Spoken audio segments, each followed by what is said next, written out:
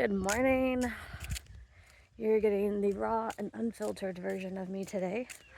I slept with my hair wet, so now it's doing some crazy things. But anyways, I really wanted to talk about some things that God just brought to my attention. And I think we really need to stop and look at it. James 1, 2 through 4 have always been a huge verse. It was a verse at the very beginning of mine and Michael's marriage. It talked about the trials that we're going to go through, how we find it, how we're going to find all joy when we go through these trials. But part of it, I know it's there, but in the CSB version of the Bible, I like how it takes patience, turns patience into endurance. And it says, and let endurance have its work in you, that you will be completely lacking nothing. So the word endurance, you're building endurance. So think about a runner or a weightlifter. You're constantly going through hard things to rebuild muscle memory, to get to the point you need to be at. And that you can then once in your life, you will be complete and lacking nothing. So when we go through trials, we build that endurance up. And we've built the endurance up. Then we trust God so fully. We know God so fully that we don't have to worry. We are complete and lacking nothing. And so this verse, I read it all the time. I've went through it all the time. But it reminds me of the pain that we have to walk through in trials. Our trials are not easy. They're hard things. And some are self-inflicted, but some are given by God. And those that are given by God, depending on how we handle that trial, sends a trajectory of how we're going to respond to God. So when a trial comes, so like the death of Michael, when that trial came, I had two options. Be bitter about it, or go to God and only rest in God's arms and let him heal it. Those were my two options. There's really no other options. I could question why. Why? And you know what? It's just like a 2-year-old. Sometimes we just don't have the answer for them. We don't know why the grass is actually green. Yeah, we do. But we don't always have an answer for them. And there are things that we go in life, we're not going to see the answer for 5-10 years. But then we might sometimes see the answer pretty close right away. To me, it depends on how fast you run to God when a problem comes and let him heal it. When we let God heal it, it heals us so much quicker than us trying to heal it ourselves. So the pain that comes, so after Michael passes away, I got remarried to Dylan. Dylan and I suffered through 2 miscarriages, and all of this happened within probably an 8-month time period in my life. I had lost a husband, I got remarried, gained a new husband, and then I ended up going through 2 miscarriages. And I remember looking at Dylan saying, we've lost 2 babies. I'm just not sure I can go through this again. And he goes, Jennifer, this is not up to us to decide. He goes, this is up to God. We chose to let God have full control over our lives. We surrendered everything to him. And if we surrender everything to him, then we have to surrender everything. Every pain, every heartache that may come out of it, we have to just trust that there is something good God's going to give us. So, I was like, okay, fine, and he goes, remember, we're not trying. We're just allowing God to supply if he feels like he's supposed to supply. And then the next month, we end up finding out we're pregnant. And as I'm going through this pregnancy, I am so fearful. I am just waiting for the day that bleeding starts. I'm just waiting for I'm literally just waiting for God to fail me. And Dylan pulls me aside one night. He's like, Jennifer, you're gonna have to just give this to God and trust him. He goes, if he takes it, he takes it. If he keeps it, he keeps it. He goes, but you worrying over this and you being upset with God the whole time and fearing God, not in the right way, but in the wrong way. He goes, you're not trusting God, and you've got to trust God in this. And I was like, I'm mad at you. Like, don't tell me I'm not trusting God. I am, but I want to hold on to this part of concern so I feel like I have control. And that's where it comes down to. When we don't want to release control to God, we're saying we know what's better. And we know how life will always be better. And that's not true. That's not true. We don't know what's better. We're not the creator and the maker of us. We're not the Alpha and the Omega who knows the beginning and the end of our life. We don't know that.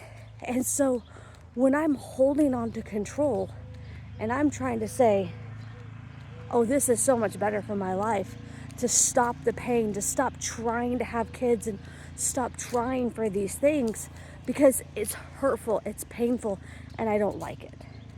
So when I go through that, I'm dismissing God and I'm taking control back. When I ask him to take 100% control, pain hurts. And I was talking to a friend and she goes, Jennifer, part of pain, we like to take control back because we don't like the feeling of being hurt. We don't like the feeling of pain. And if we don't like the feeling of pain, then if we take back that control, God can no longer make it painful for us. But with pain comes growth.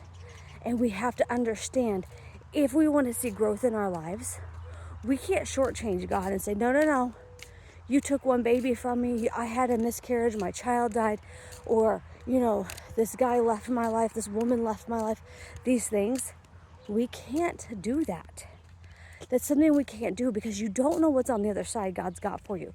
That's why it says, let the endurance build in you. Build endurance. And if you're supposed to build endurance doesn't come from withholding the pain. It's to hand it over to someone who you know will take care of your heart in the pain and through the pain. And I was watching a reel and the lady just recited so well. And it just rang with me. She goes, she'd gone through like 7 miscarriages. And the doctor looked at her and said, are you really okay?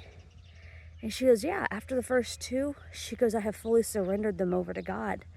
And she goes, it doesn't mean it doesn't hurt. It doesn't mean I don't cry through it.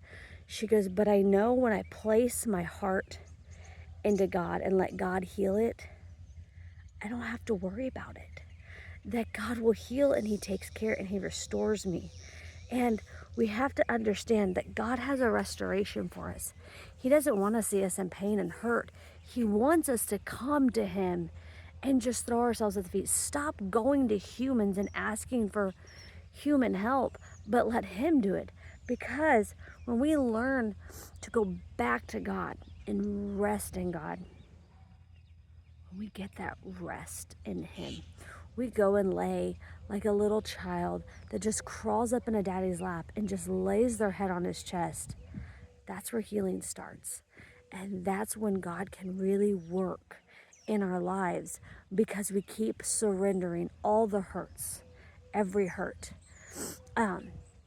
every little thing. We had to talk to our kids. Their kids are like, this is a sign from God that he doesn't want you to have kids. That's the reason why you've had 2 miscarriages. And I said, hold.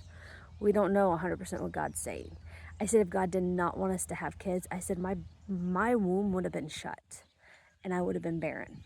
And God wouldn't have done that. He wants me to come to him for everything. So if you're going through a lot of hard times, if you're trying to hold on to control somewhere along the way so you don't have to be hurt anymore, I'm asking you to run to the Father. Just lay on your bed, open your Bible, and just read. Ask God, what am I supposed to read? And He'll show you. And just read through the Bible, read through spots, and just lay there and just pray a prayer that is like stated like, God, I don't know what's going on, but I know you can heal my heart. And I fully surrender myself to you. All the hurt, all the anguish, and I give it all to you. Because when we fully surrender it all, it's amazing what God will do for us. It's just amazing. So if you want to know why people who can go through so many hurtful things and still stand and praise God, it's because we have learned the art of not relying on humans to like help protect us through it or ourselves. We've learned to fully surrender ourselves to God's control. And we are able to just go to our Father and let Him heal those spots and then move on from it, because we've been built endurance. Because I know if He helped me through Michael's death, I knew He was going to be there through Michael's death, because He's been there so many other times that I have needed Him. And when I've called upon His name and when I fully trusted Him to do things, He did it. The trials that I've been through, I've seen His hand every time, and He loves His children.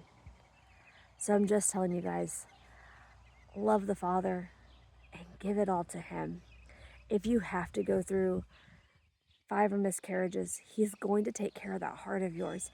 He's going to take care of that aching soul of yours because of what you want. He's going to give you an answer. Maybe it might not be a biological kid. Maybe it will be. Maybe this is just not the timing. Guys, I have seen God work in so many weird ways. I say weird. It's not weird. It's just God's ways. You know, people having children 20 years after they thought they would never have a kid. I've seen people have children, you know, the day they decide to give up control and just say, fine, you know what, whatever happens, happens. So learn to let God have control. Build that endurance. Yes, it's painful. Yes, it's hard. But when we build the endurance, just take in James 1, 2 through 4. When we build the endurance, we build that endurance, we will end up lacking nothing. We will be perfect. We will be complete. We will be whole, because we understand that all we need to do is love God. That's it. This is a longer video, and I hope you guys watched all through it, because if you have any of these issues going on, please just come to me. Ask me. Comments below, anything like that. I love you guys, and I hope you guys have a wonderful Sunday.